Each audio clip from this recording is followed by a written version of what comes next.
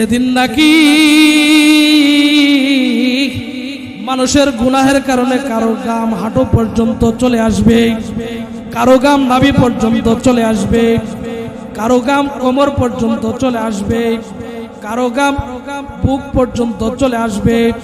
ওই কিয়ামতের ময়দানে যেদিন মানুষের মাথার মগজগুলো নাকি উত্তপ্ত সূর্যের কারণে পাতের মারার মতন টকবক টকবক করতে থাকবে, ওই কঠিন কিয়ামতের ময়দানে মানুষগুলো সহ্য করতে না পেরে আল্লাহ তাআলা হিসাব নিকাশ যাতে তাড়াতাড়ি শুরু করে দেয়, ওই জন্য সমস্ত মানুষেরা দিক বিদিক ওই পাগলের মতন ছোটাছুটি করতে থাকবে। ওই কিয়ামতের ময়দানে এত কঠিন হবে যেই কারণে মানুষগুলো পাগল হওয়ার মতন দিশাহারা হয়ে যাবে। তখন সমস্ত মানুষ যাতে করে আমার আল্লাহ তাড়াতাড়ি হিসাবের কাজ শুরু করে দেয়, এই জন্য সমস্ত মানুষগুলো হযরত আদম আলাইহিস সালামের কাছে দূরে যাবে, বলবে আদম গো, আপনি আমাদের প্রথম বাবা, আপনাকে আল্লাহ তাআলা নিজ হাতে সৃষ্টি করেছে। হে বাবা আদম, আজকের সূর্যের প্রচন্ডতার কারণে আমাদের মগজগুলো টকবক করতে থাকতেছে, আপনি আল্লাহ তাআলার কাছে সুপারিশ করেন যেহেতু আল্লাহ তাআলা আমাদেরকে তাড়াতাড়ি যে কোনো একটা ফয়সালা দেয়, আমাদের এই সূর্যের তাপ আর সহ্য হচ্ছে না। তখন আদম আলাইহিস সালাম বলবে, আমি আজকের দিনের জন্য মালিক না, তোমরা যাও যাও হযরত নূহ আলাইহিস সালামের কাছে দূরে যাও। তখন সমস্ত মানুষ হযরত নূহ আলাইহিস সালামের কাছে দূরে দূরে যাবে। হযরত নূহ আলাইহিস সালামের কাছে গিয়ে বলবে, হে নূহ আলাইহিস সালাম, আপনি আল্লাহ তাআলার কাছে আমাদের জন্য সুপারিশ করেন যেন আল্লাহ আমাদের জন্য যে কোনো একটা ফয়সালা করে দেয়, হয়তো জান্নাতের ফয়সালা করুক অথবা জাহান্নামের ফয়সালা করুক, তারপরও আমাদের এই প্রচন্ড রোদের তাপ আমাদের সহ্য হচ্ছে না, আপনি আল্লাহর কাছে সুপারিশ করেন।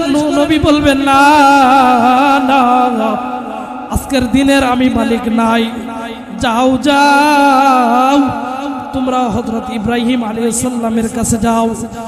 এবং কঠিন ময়দানে নবীরা ইয়া নফসি ইয়া নফসি বলতে থাকবে, নবী পর্যন্ত ভয়ে আতঙ্কিত থাকবে।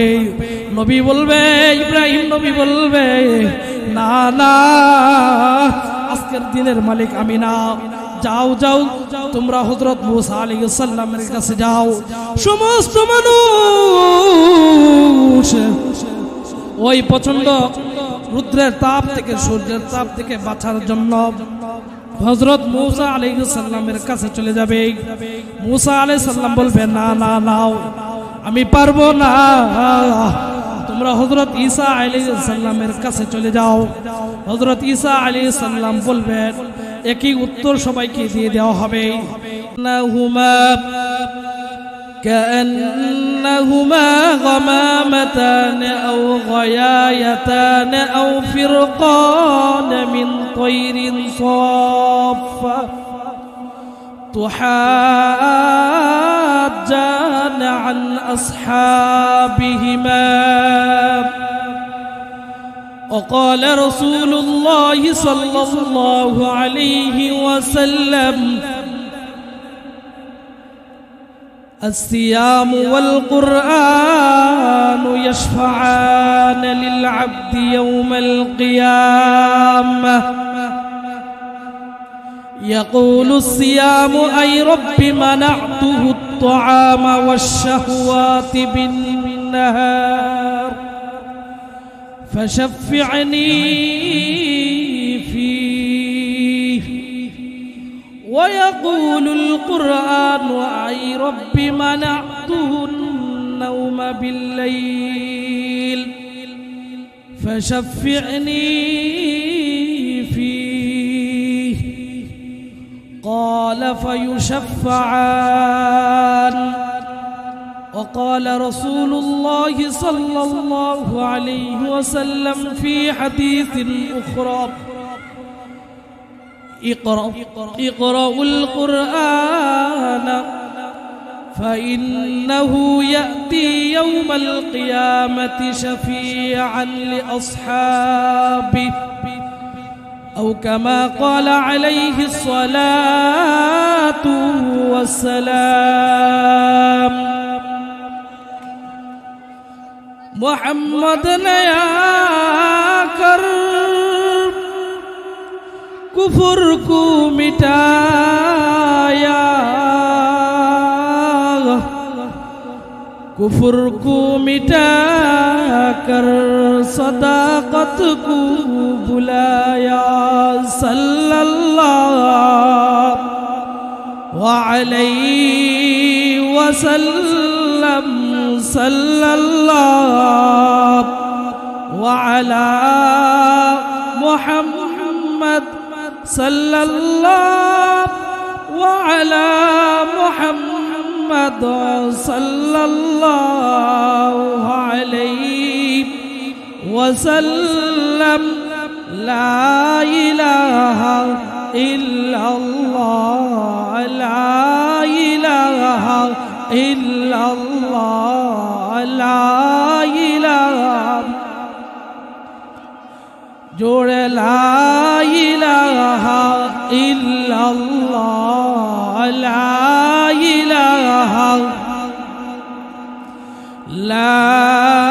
इलाहा इल्लल्लाह मुहम्मदुर रसूलुल्लाह सल्लल्लाहु अलैहि वसल्लम।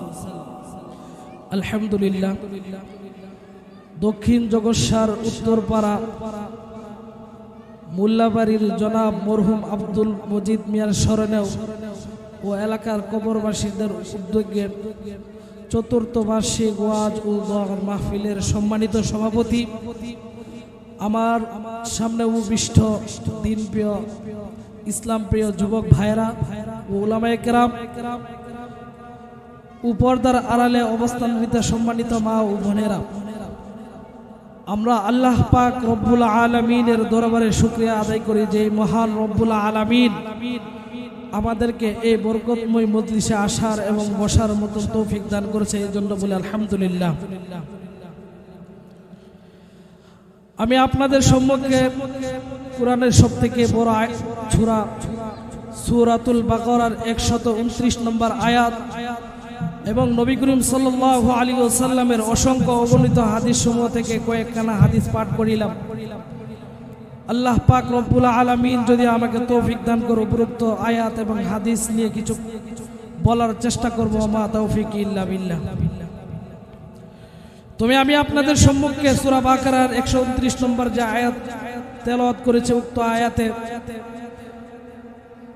হযরত ইব্রাহিম আলাইহিস সালাম আমাদের নবী মুহাম্মদ সাল্লাল্লাহু আলাইহি ওয়াসাল্লামের জন্য যেই দোয়া করেছিলেন, এই দোয়ার কথা উক্ত আয়াতের মধ্যে হযরত ইব্রাহিম আলাইহিস সালাম আমাদের নবী মুহাম্মদ সাল্লাল্লাহু আলাইহি ওয়াসাল্লামের জন্য কি দোয়া করেছিলেন,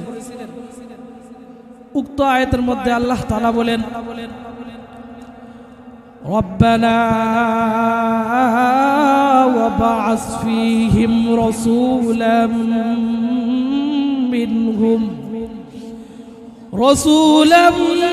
منهم يتلو عليهم آياتك ويعلمهم الكتاب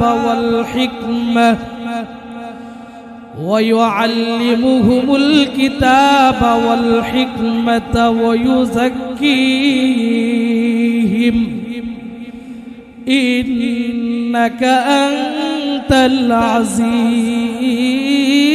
الحكيم। তার সন্তান ইসমাঈল আলাইহিস সালাম কাবাঘর নির্মাণ করেছিলেন, তখন হযরত ইব্রাহিম আলাইহিস সালাম আল্লাহ তাআলার কাছে এই দোয়াটা করেছিলেন, রব্বানা, হে আমাদের প্রভু, ওয়াবা'আস ফীহিম রাসূলাম, আপনি তাদের মাঝে এমন একজন রাসূল পাঠান, যেই রাসূল কি করবে, যেই রাসূলের দায়িত্ব ছিল ইয়াতলু আলাইহিম আয়াতিকা, যে রাসূল তাদের এমন একজন রাসূল প্রেরণ করেন যে রাসূল তাদের মধ্যে আপনার আয়াতগুলো তেলাওয়াত করবে, এক নম্বর কাজ। দুই নম্বর ওয়া ইউআল্লিমুহুমুল কিতাবা ওয়াল হিকমা, ওই রাসূল পাঠান যেই রাসূল নাকি তাদেরকে কিতাব এবং হিকমত শিক্ষা দিবে। 3 নম্বর এমন একজন রাসূল পাঠান যে রাসূল নাকি ওয়ুযাক্কিহিম তাদেরকে পরিশুদ্ধি করবে। ইন্নাকা আনতাল আজিজুল হাকীম, নিশ্চয় আপনি হচ্ছেন মহাপরাক্রমশালী এবং প্রজ্ঞাময়ী। তখন তো এবার আসি আমাদের নবী হযরত মুহাম্মদ মুস্তাফা সাল্লাল্লাহু আলাইহি ওয়াসাল্লামের জন্মের পূর্বে যখন হযরত ইব্রাহিম হযরত ইসমাঈল আলাইহিস সালাম আল্লাহর নির্দেশে কাবা শরীফ বাইতুল্লাহ নির্মাণ করেছিলেন, তখন হযরত ইব্রাহিম আলাইহিস সালাম আল্লাহর দরবারে হাত তুলে অনেক দোয়া করেছিলেন, অনেক কান্নাকাটি করেছিলেন। এর মধ্যে একটি দোয়া ছিল, হে আমাদের রব, আপনি তাদের মধ্যে থেকে আমাদের বংশের মধ্য থেকে এমন একজন রাসূলকে পাঠাইবেন যেই রাসূলের কাজ হবে 3 থেকে 4টি। 1 নম্বর তার দায়িত্ব থাকবে সে আপনার আয়াতগুলোকে তার সামনে তেলাওয়াত করবে। 2 নম্বর কাজ থাকবে এবং সে তাদেরকে কিতাব এবং হিকমত শিক্ষা দিবে। 3 নম্বর কাজ হবে সে তাদেরকে পরিশুদ্ধি করবে, তাদের আত্মাকে পরিষ্কার করবে। তখন আল্লাহ তাআলা হযরত ইব্রাহিম আলাইহিস সালামের দোয়া কবুল করে অনেক বছর পর হযরত মুহাম্মদ মুস্তাফা সাল্লাল্লাহু আলাইহি ওয়াসাল্লামের দুনিয়াতে আগমন করেছেন। তো নবীজি নিজের ব্যাপারে বলে, হে সাহাবায়ে কেরাম, তোমরা কি জানো আমি কি? তখন রাসূল সাহাবায়ে কেরাম বলল, না আমরা তো জানি না। তখন রাসূল বললেন, আমি হলাম আনা দাওয়াতু ইব্রাহিম, আমি হচ্ছি হযরত ইব্রাহিম আলাইহিস সালামের দোয়া, ও বুশরা ঈসা, এবং আমি হচ্ছি হযরত ঈসা আলাইহিস সালামের সুসংবাদ। তো ভাইজানরা, আমি আপনাদের সম্মুখে যে কোরআনের আয়াত থেকে তেলাওয়াত করেছি সূরা বাকারা, এই সূরার অনেক ফজিলত, কোরআন কারীমের মধ্যে অনেক ফজিলত রয়েছে। রাসূল সাল্লাল্লাহু আলাইহি ওয়াসাল্লাম হাদিসের মধ্যে বলেন, ইকরাউ যাহরাওয়াইনে আল বাকারাতা ওয়া আলা ইমরানা। রাসূল সাহাবীদেরকে বলেন, হে সাহাবীরা, তোমরা 2টি উজ্জ্বল সূরা বেশি বেশি পাঠ করো। সাহাবায়ে কেরাম জিজ্ঞাসা করল, ইয়া রাসূলুল্লাহ, সেই উজ্জ্বল সূরাগুলো কি? তখন রাসূল বললেন, আল বাকারাতা ওয়া আলা ইমরান। সেই 2টি উজ্জ্বল সূরা হলো, 1 নম্বর হচ্ছে সূরা আল বাকারা, 2 নম্বর হচ্ছে আলে ইমরান। তখন সাহাবায়ে কেরাম বলল, হে রাসূল, আপনি যে আমাদেরকে 2টি সূরা বেশি বেশি তেলাওয়াত করার জন্য বলেছেন, তাহলে এই 2খানা সূরা পাঠ করলে আমাদের কি লাভ হবে? তখন রাসূল বললেন, ফাইন্নাহুমা তাতিয়ানে ইয়াউমাল কিয়ামা। হে সাহাবীর দলেরা, তোমরা যদি এই 2টা সূরা বেশি বেশি পাঠ করো, সূরা বাকারা এবং সূরা আলে ইমরান যদি বেশি বেশি পাঠ করো, ফাইন্নাহুমা তাতিয়ানে ইয়াউমাল কিয়ামা, এই 2টি সূরা কিয়ামতের ময়দানে তোমার সম্মুখে আসবে। কান্নাহুমা গামামাতানে, যেন তোমার সামনে এমন অবস্থায় তারা 2টা সূরা আল্লাহর সামনে আসবে যেন তারা 2টা সূরা 2 খণ্ড মেঘের টুকরা। আও গয়ায়াতানে, রাসূল বলছেন, অথবা 2টা ছায়াদানকারী ছাতার মতন ওই 2টা সূরা তোমার সামনে কিয়ামতের দিন আসবে। আও ফিরকান মিন তায়রিন সাওয়াফা, অথবা এই 2টা সূরা কিয়ামতের দিন 2টি ডানা বিছানকারী 2টি পাখির দলের মতন তোমার কাছে আসবে। তো হাজানা আন আসহাবিহিমা, এই 2টি সূরা কিয়ামতের দিন আমার আল্লাহর দরবারে সূরা বাকেরা এবং সূরা আলী ইমরান পাঠকারীদের জন্য আল্লাহর দরবারে সুপারিশ করতে থাকবে।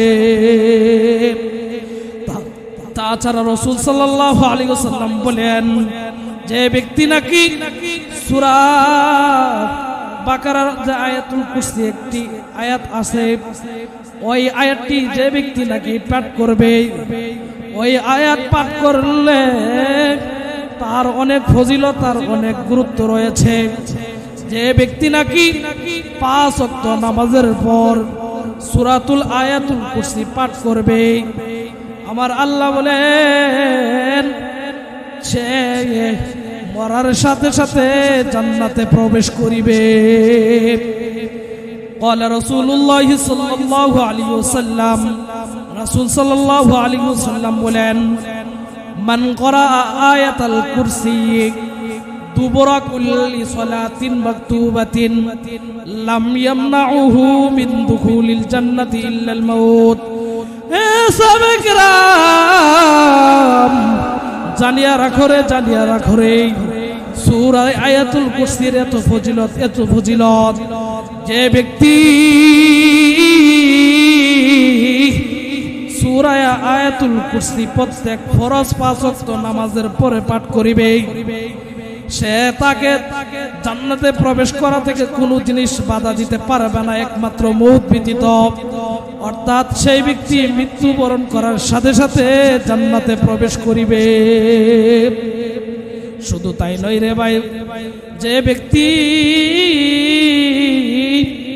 ঠিক মতে কোরআনের সাথে সম্পর্ক রাখবে, ঠিক মতে কোরআন মাজিদ তেলাওয়াত করবে, কোরআন অনুযায়ী সে আমল করবে, ওই কোরআন কিয়ামতের ময়দানে আমাকে আপনাকে সুপারিশ করিয়া জান্নাতের মধ্যে নিয়ে ছাড়বে। আন আব্দুল্লাহ ইবনে আমর আন্না রাসূলুল্লাহ সাল্লাল্লাহু আলাইহি ওয়াসাল্লাম قال الصيام والقرآن يشفعان للعبد يوم القيامة। হযরত আব্দুল্লাহ ইবনে আমর থেকে বর্ণিত, তিনি বলেন রাসূল সাল্লাল্লাহু আলাইহি ওয়াসাল্লাম বলেছেন, আই রব্বি মানাতু তুআমা ওয়াশ শাহওয়াত। রোজা কিয়ামতের ময়দানে, যেদিন কিয়ামতের মাঠ কায়েম করা হবে, যেদিন জমিনকে তামা আকারে রূপান্তরিত করা হবে, যেদিন সমস্ত মানুষের মাথার অর্ধ হাত উপরে সূর্যটা চলে আসবে, যেদিন নাকি মানুষের গুনাহের কারণে কারো গাম হাঁটু পর্যন্ত চলে আসবে, কারো গাম নাভি পর্যন্ত চলে আসবে, কারো গাম কোমর পর্যন্ত চলে আসবে, কারো গাম বুক পর্যন্ত চলে আসবে। ওই কিয়ামতের ময়দানে যেদিন মানুষের মাথার মগজগুলো নাকি উত্তপ্ত সূর্যের কারণে পাতের মারার মতন টকবক টকবক করতে থাকবে, ওই কঠিন কিয়ামতের ময়দানে মানুষগুলো সহ্য করতে না পেরে আল্লাহ তাআলা হিসাব নিকাশ যাতে তাড়াতাড়ি শুরু করে দেয়, ওই জন্য সমস্ত মানুষেরা দিক বিদিক ওই পাগলের মতন ছোটাছুটি করতে থাকবে। ওই কিয়ামতের ময়দানে এত কঠিন হবে, যেই কারণে মানুষগুলো পাগল হওয়ার মতন দিশাহারা হয়ে যাবে। তখন সমস্ত মানুষ যাতে করে আমার আল্লাহ তাড়াতাড়ি হিসাবের কাজ শুরু করে দেয়, এই জন্য সমস্ত মানুষগুলো হযরত আদম আলাইহিস সালামের কাছে দূরে যাবে, বলবে, আদম গো, আপনি আমাদের প্রথম বাবা, আপনাকে আল্লাহ তাআলা নিজ হাতে সৃষ্টি করেছে। হে বাবা আদম, আজকের সূর্যের প্রচন্ডতার কারণে আমাদের মগজগুলো টকবক করতে থাকতেছে, আপনি আল্লাহ তাআলার কাছে সুপারিশ করেন যেহেতু আল্লাহ তাআলা আমাদেরকে তাড়াতাড়ি যে কোনো একটা ফয়সালা দেয়, আমাদের এই সূর্যের তাপ আর সহ্য হচ্ছে না। তখন আদম আলাইহিস সালাম বলবে, আমি আজকের দিনের জন্য মালিক না, তোমরা যাও যাও হযরত নূহ আলাইহিস সালামের কাছে দূরে যাও। তখন সমস্ত মানুষ হযরত নূহ আলাইহিস সালামের কাছে দূরে দূরে যাবে। হযরত নূহ আলাইহিস সালামের কাছে গিয়ে বলবে, হে নূহ আলাইহিস সালাম, আপনি আল্লাহ তাআলার কাছে আমাদের জন্য সুপারিশ করেন, যেন আল্লাহ আমাদের জন্য যে কোনো একটার ফয়সালা করে দেয়। হয়তো জান্নাতের ফয়সালা করুক অথবা জাহান্নামের ফয়সালা করুক, তারপরও আমাদের এই প্রচন্ড রোদের তাপ আমাদের সহ্য হচ্ছে না, আপনি আল্লাহর কাছে সুপারিশ করেন। নবী বলবেন, না না, আজকের দিনের আমি মালিক নাই, যাও যাও তোমরা হযরত ইব্রাহিম আলাইহিস সালামের কাছে যাও। এবং কঠিন ময়দানে নবীরা ইয়া নফসি ইয়া নফসি বলতে থাকবে, নবী পর্যন্ত ভয়ে আতঙ্কিত থাকবে। নবী বলবে, ইব্রাহিম নবী বলবে, না না, আজকের দিনের মালিক আমি না, যাও যাও তোমরা হযরত মূসা আলাইহিস সালামের কাছে যাও। সমস্ত মানুষ ওই প্রচন্ড রুদ্রের তাপ থেকে, সূর্যের তাপ থেকে বাঁচার জন্য হযরত মূসা আলাইহিস সালামের কাছে চলে যাবে। মূসা আলাইহিস সালাম বলবে, না না নাও, আমি পারবো না, তোমরা হযরত ঈসা আলাইহিস সালামের কাছে চলে যাও। হযরত ঈসা আলাইহিস সালাম বলবেন, একই উত্তর সবাইকে দিয়ে দেওয়া হবে। তখন হযরত ঈসা আলাইহিস সালাম বলবে, আমি আজকের দিনে আমার মালিক না, আমি নিজেকে নিয়ে আমি অনেক আশঙ্কার মধ্যে আছি, যাও যাও, আজকের মালিক একমাত্র রহমাতুল লিল আলামিন। তখন ওই মানুষেরা নবীজির কাছে, আমার নবী, আপনার নবী সাইয়্যিদুল মুরসালিন, আখির নবী হযরত মুহাম্মদ মুস্তাফা সাল্লাল্লাহু আলাইহি ওয়াসাল্লামের কাছে দৌড়ে যাবে, গিয়ে বলবে, নবীজি আল্লাহ তাআলার কাছে সুপারিশ করেন যেন আল্লাহ তাআলা আমাদেরকে এই সূর্যের উত্তপ্ত তাপ থেকে আমাদেরকে হেফাজত করে, আমাদের জন্য যে কোনো একটা ফয়সালা করে, হয়তো জান্নাতের ফয়সালা, না হয় জাহান্নামের ফয়সালা, তারপর এই হাসরের ময়দানের উত্তপ্ত আমাদের সহ্য হচ্ছে না।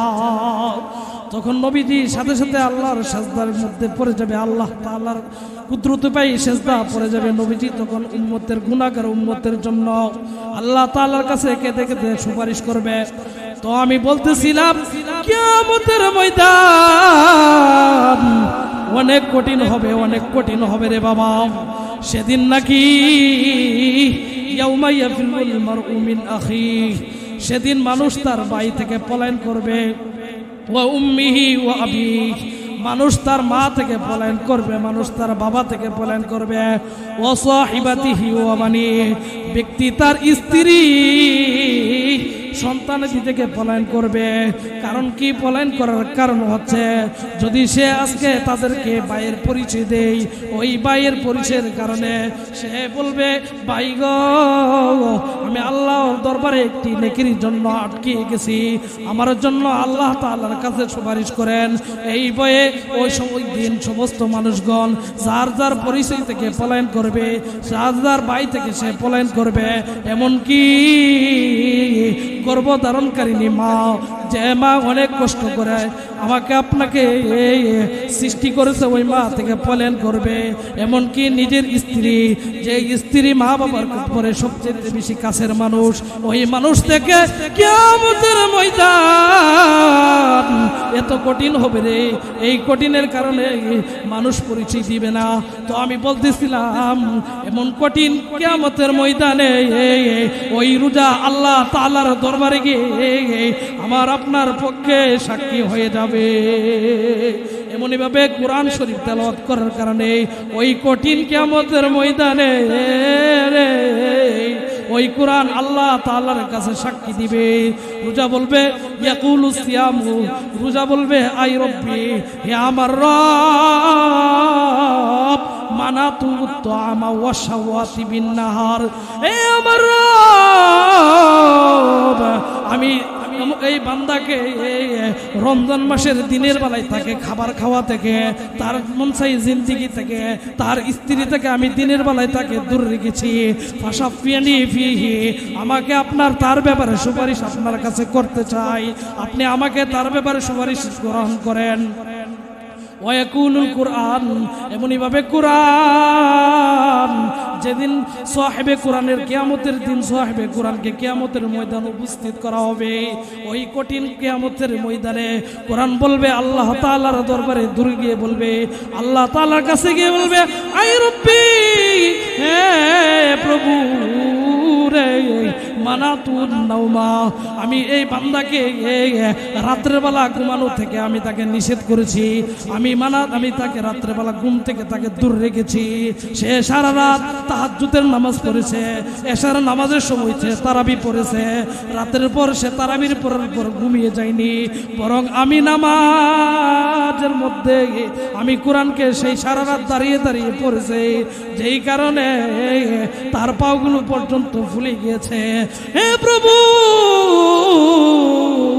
আজকে কিয়ামতের ময়দানে যদি আপনি রব তাকে এখান থেকে জান্নাতে না দেন, আমি এখান থেকে 1 ইঞ্চি পরিমাণ দূর হব না। ওই কোরআন আমার আপনার বিরুদ্ধে আল্লাহ তাআলার কাছে সুপারিশ দিবে, আমার আল্লাহ তাআলার কাছে বারবার দৌড়ে যাবে, আমার আল্লাহকে বলবে, হে আল্লাহ, আপনি তাকে তাড়াতাড়ি জান্নাতে দেন, জান্নাতে দেন। তখন রাসূল বলেন, ক্বালা ফায়ুশাফাআনে, তখন রাসূল বলেন, রোজা এবং কোরআন যে আল্লাহ তাআলার দরবারে সুপারিশ করবে, তখন আল্লাহ তাদের সুপারিশকে গ্রহণ করে তাকে জান্নাতে দেয়া হবে।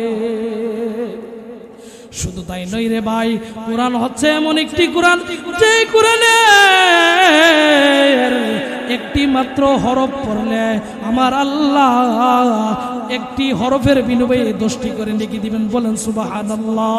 ক্বালা রাসূলুল্লাহ সাল্লাল্লাহু আলাইহি ওয়াসাল্লাম, রাসূল সাল্লাল্লাহু আলাইহি ওয়াসাল্লাম বলেন, মান ক্বারাআল কুরআনা, মান ক্বারাআ কুরআনা মিন কিতাব, মান ক্বারাআ হরফান মিন কিতাবিল্লাহ, যে আল্লাহর কিতাব থেকে হরফান একটি মাত্র হরফ পাঠ করবে, ফালাহু হাসানাতুন, তার জন্য একটি নেকি রয়েছে, ওয়াল হাসানাতু বিআশরি আমসালিহা, আর একটি নেকির পরিমাণ হলো 10টি নেকির পরিমাণ।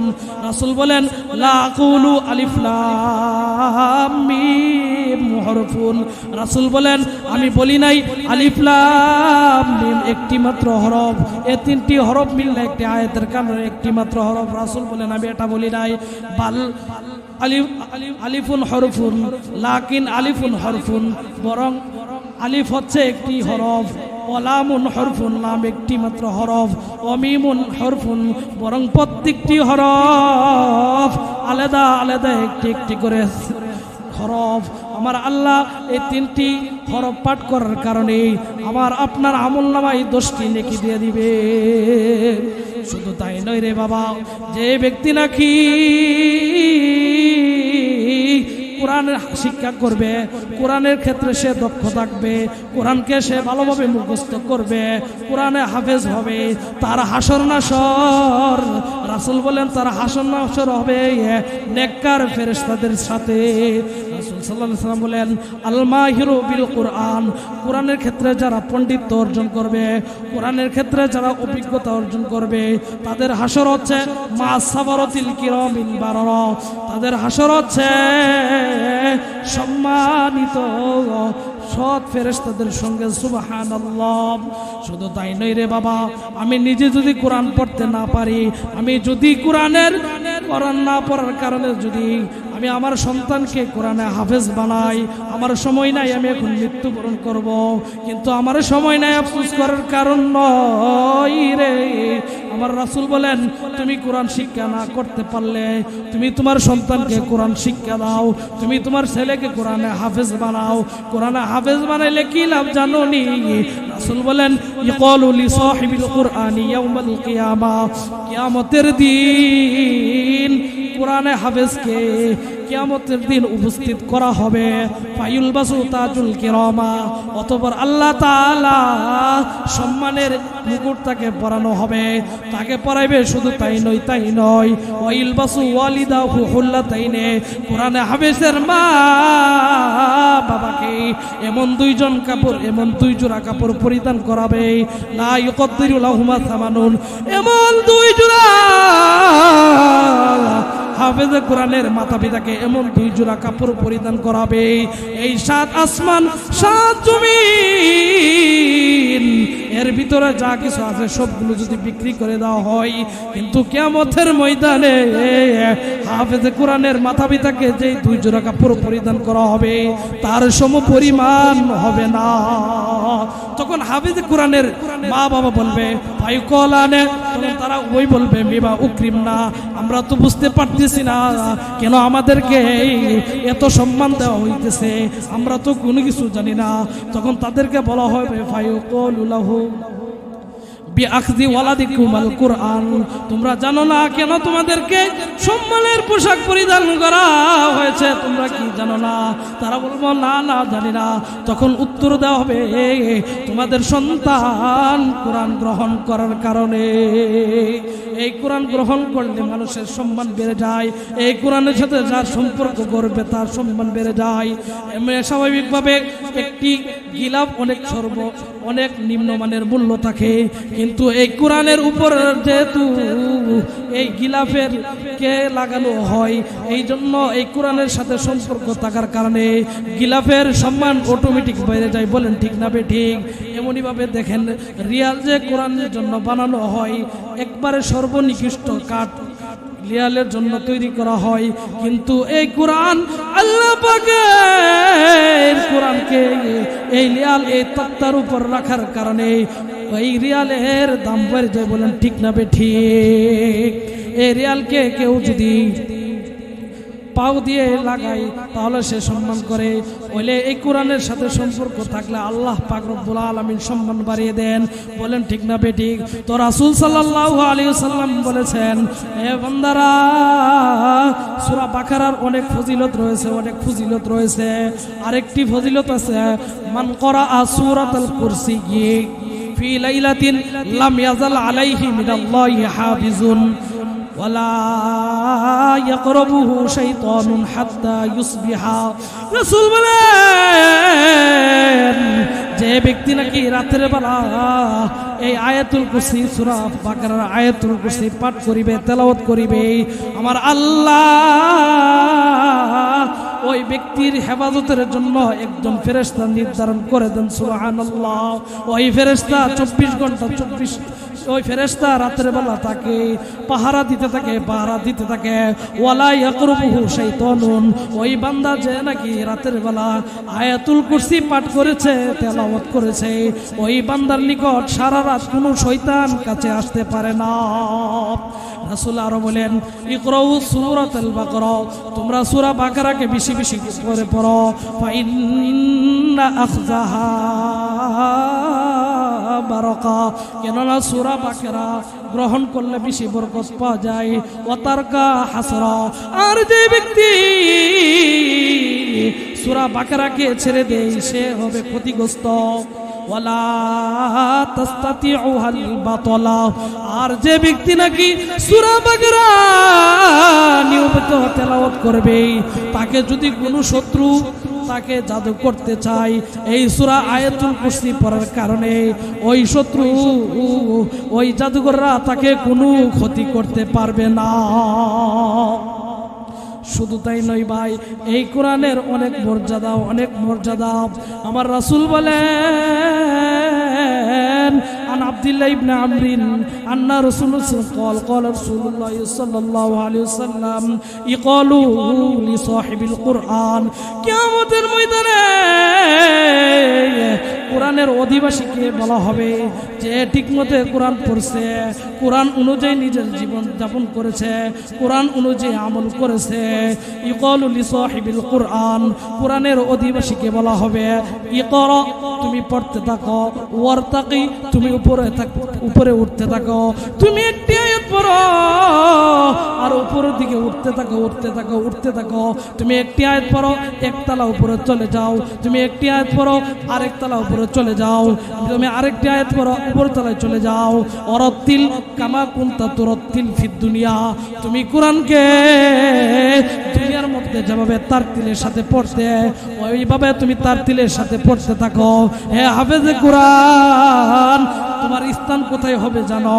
ফাইন্না মানজিলাকা ইনদা আখিরিল আয়াতি তাকরাউহা, তোমার স্থান আল্লাহ তাআলার দরবারে যেখানে যায় তোমার কোরআনের আয়াত পড়া শেষ হয়ে যাবে, ওই জায়গার মধ্যে তোমার জান্নাতের ঠিকানা হবে। কোরআনে কারীম যে ব্যক্তি তেলাওয়াত করবে সে পড়তে থাকবে, একটি আয়াত পড়বে একতলা উপরে চলে যাবে, আরেকটি আয়াত পড়বে সে 2 তলায় চলে যাবে, আরেকটি আয়াত পড়বে সে 3 তলায় চলে যাবে। এমন ভাবে পড়তে 6666 আয়াত সে যখন পড়বে, যখন তার 6666 আয়াত শেষ হয়ে যাবে, ওই স্থানে তার জান্নাতের ঠিকানা হবে। শুধু তাই না ভাই, বাইরে অনেক এই কোরআনের অনেক মজিলত, এই কোরআনের অনেক ফজিলত রয়েছে, অনেক ফজিলত রয়েছে।